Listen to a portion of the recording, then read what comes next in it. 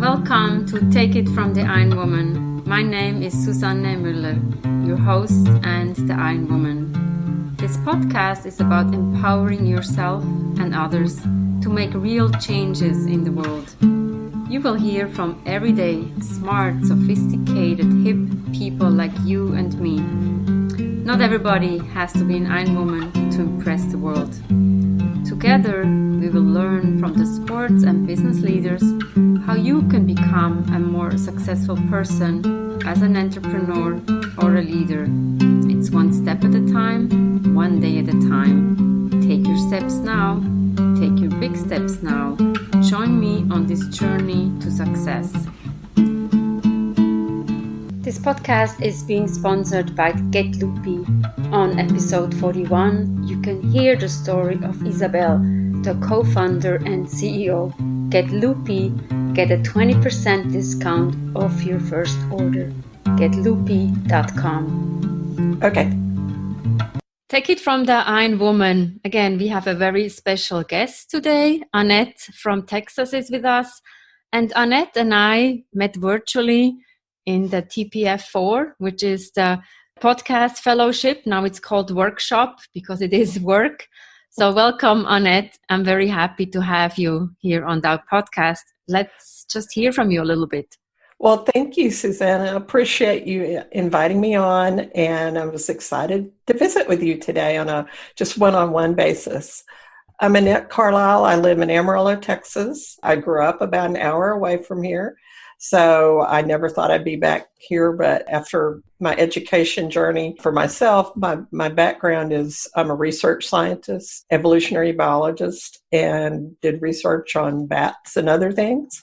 Ended up in Amarillo because my husband's an infectious disease doctor, and we got an opportunity here for his job, and we moved here, and I'd already had 2 boys, and then we had a third. So I've really spent the past 32 years in Amarillo as a stay-at-home mom. I was a volunteer in lots of things in the community, but having my kids start in the public schools here really got me interested in education. And I served 19 years on the school board. I'm now on the college board at Amarillo College, community college here. I did a lot of nonprofit work around systems level change. I think that comes from my background, around educational attainment and poverty, trying to move people out of poverty through education and create, better opportunities for everyone. I'm also involved, you had asked about Leadership Women. There's an organization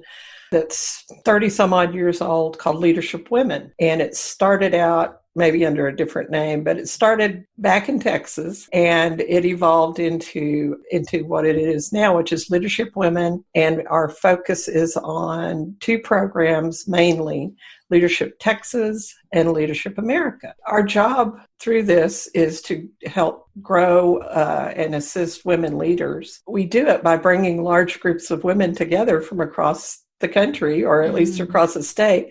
So you can imagine that right now during the coronavirus pandemic, we're shifting gears a little bit. So we've had to move into a lot of online presentations and Zoom meet. We're trying to figure out where that's going moving forward, at least for the next year of continued potential challenges. So that's kind of all up in the air. And I'm board chair right now. So it's kind of a challenge. So we have a board meeting the end of this week. We're going to have an happy hour one evening and then have a couple-hour board meeting the next morning to just catch up. But it's a great group of women. It's really built a strong network for folks. And my goodness, if we ever needed strong women leaders, I think now is definitely when we need them. Now is the time. Thank you. This is amazing. And yes, we need more strong women. We need more women. And I heard once a presentation and they said women need to lean in, but it's even more important to step up and stand up. So I thought that was very powerful. Yeah. Wow. Amazing. Well, it's interesting you say that, because through the work I've done, education everywhere, but certainly in Texas, is a political issue. Mm-hmm. And, trying to get funding. So I've been involved. I ran for the state house against an incumbent. Mm-hmm. I've run for the state board of education. Both of those really educated me. And I think it was really probably better that I didn't get on either of those, because it kept me focused on the work I'm doing here that's really expanded and gotten a lot of focus at the national level. That's good. We can take little steps and we make a big impact. For the listeners in Europe, who knows, I know Texas is 5 times bigger than France. So we know how big the state of Texas is. And I've only been at the airport in Houston and in Dallas. That's how much I know about Texas, but certainly huge. And I love to hear a little bit about the education and poverty. I mean, it's a huge topic. How can we elevate education for everybody? Well, I started an organization called Panhandle 2020, and the focus there was to pull different institutions and leaders together around a common agenda. That's now called collective impact, but people we didn't have that term 20 years ago. But it's really to try to pull people together, because so often we operate in silos. And you've got your K-12 system, you've got your community college, you've got your 4 years, you've got your early childhood. They didn't always talk to each other. In our community now, we've built systems of support and integration so that we really do understand what the challenges each other face. We sit on each other's committees and cross-pollinate the boards and such. So we've really understood that. And I'm a data person. So when you look at the data, you've got 70% of our kids on free and reduced lunch. So when I first started on the school board, I guess 25 years ago now, it was around 50%. So you could tell that the trends weren't going the way you'd want your community to go. So I just said, let's all pull together and convince some other people that we needed to do that. And we focused on building better systems, aligning the current systems, doing things differently inside our systems of education, and pulling in outside community support. We realized, though, that the largest barrier to educational attainment and to success for families was poverty. While that may have been obvious, it was really, we kind of had to build the economic point that this was an economic issue, and people really needed to understand, for all of our well-being, we really needed to help our low-income families be more successful. So we built in systems of support, both in our K-12 systems, partly learning just how differently we communicate maybe, and how our understanding of the different challenges folks in poverty face. So we really did a lot of education and learning about that. And it's really opened my eyes to the different kinds of poverty, the different challenges. Let's look at the whole equity issue right now.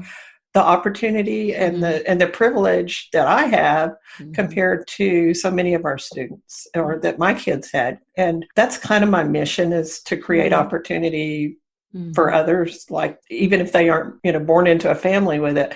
How do we create more opportunity for more individuals? So certainly through our education systems at our community college, Amarillo College has received several national awards. We just got announced as being in the top 10 of the Aspen finalists. So fantastic. And the recognition is that, we've looked at who our students really are and what their challenges are that they really face. I serve on Sarah Goldrick-Robb's Hope Center board, focuses on food and housing and secure college students. And let's look at the real data. Let's look at the challenges parents who are going to school have. And that's a huge report that was just released. They've stayed on top of the COVID challenges. And I don't know how some colleges are addressing this. We were ahead of the game because we had the support systems in place. We had access to food, access to emergency aid for housing support if needed, and really had built the system network in our community to understand what the resources were, to give our students that opportunity to connect to those and to benefit from those, to keep them in school. While I know a lot of colleges in the midst of the pandemic hit had a lot of I think in LA they had 30% of the students drop out of their college. We actually had an increase. Oh, wow. We didn't lose students because we had the supports in place to keep them there. We'll see how that continues as the challenges persist. But that's fantastic. I can go on, but I'll stop there. Yeah, but it really goes to say, like, we have that in the show notes in your biography. It says working to drive positive change. Yeah. I can only hear that in your voice, and I see it in your eyes. So that's really beautiful. And I remember our group, and maybe we start to talk about our little group of the fellowship that we have created. You invited us to talk about education. And I thought that was beautiful, just to bring people from different walks of life together. We had Brandy from Canada, Diane from Washington State, Jay from England, and me, I'm from Switzerland, from Europe, living in New York. So this was interesting. The podcasting fellowship, which I highly recommend, but I actually took it not sure I was going to do a podcast. I wanted to get some information out about the work we've been doing here, and that seemed like a possible way, and that's turned into my podcast, Anette on education. I really also took it to learn a different way of educating. And I know that Seth Godin has really been big on shifting the way we educate students and each other, and that we continue our lifelong learning. And so I've been a fan of his for a long time, and I was just blown away by just how supportive this group has been. I mean, I believe we had 467 is the number I'm remembering in our podcast group, in that cohort. But I would say, maybe 30 people finished? I think something like that. Something like that. And those of us, some of us bonded more than others, certainly. I didn't make 466 new but I made a half dozen really good friends. I would think so, yeah. And folks from across the world. And that's what fascinates me, is that it's built this bond between us and a shared interest, even though our podcasts are all about various things, and we interview one another and share our podcast. Happy to be on here with you. It's fantastic. And I feel like, so Annette's podcast is called Anette of Education, and one of my goals is always lifelong learning, right? And I'm an Ironman. I think we can all learn from each other, and we all have more or less the same message that we want to share with the world. And it was just fantastic to see how we can support each other. And my point also is, I've taken a lot of online classes, and I've always taken them alone. And I started with the Akimbo, with the TPF, and I realized they had a Saturday call. And one Saturday I was like, let me just chime in and maybe see. And all of a sudden I realized, if we support each other, my work gets better. I get to know other people. I get to know amazing other people like Annette. When would I ever meet you? I think we would have never met. Even though you live down the street from my sister-in-law. No. That's true. But I think in New York, you have your head down, you don't look up and you don't see. But Seth Godin has created such a fantastic platform to get to know each other. And we were a few chosen ones to even have a beta class together. So that was amazing. Well, I need to learn the physical endurance that you have to be an Ironwoman. So that's great. I think everybody has the endurance, and I was just on a call and we were talking about resilience, and they say we all have it, so we just need to reawaken it. And I think with the podcast, we're also vulnerable. We interview people and get the best out of the other people. And I remember, maybe you can share a little bit. I was impressed when you had the Mother's Day episode and the Father's Day episode that just recently came out. Tell us a little bit about that. I thought that was a lot of fun. Well, on the Mother's Day episode, I was trying to figure out what I could do special. And I was like, I'll interview my boys. Yeah. And my three boys who live, two of them in different parts of California, one in Kansas. And I thought they had a lot of wise things to say and very diverse viewpoints. They all, went to the same schools here, but then after high school diverged and went their separate ways and then ended up in their respective locations now. And so I decided for Father's Day, I'd do a turnaround and have the boys interview their dad. Now, I had interviewed him on a previous podcast because of his expertise in infectious disease. And so that's been my most popular podcast today. It was a history of pandemics. And so it kind of puts it in perspective, what we as humans have dealt with for a long time. But on Father's Day, I just turned them loose and I asked them to please behave, but they interviewed their dad. And there's a whole lot of laughter going on. And I put my oldest in charge because I felt like otherwise it would just be total chaos. And sure enough, it was chaotic a little bit, but I thought they did a really good job interviewing him. And it really was about lifelong learning. That was the focus of that podcast. And he reads more than probably any human I know. And yet he's a busy doctor and he loves to continue learning. Well, that's what they say. If you don't keep learning, then you rust and you end up not in a good place. Yeah. And I have one final question. I mean, I'm curious. I'm always curious. And I read a performance review. My boss said, "You're curious enough." I don't agree with him. So how did you said at the beginning you did research on bats. How did that happen? I think this is so funny. I never knew that.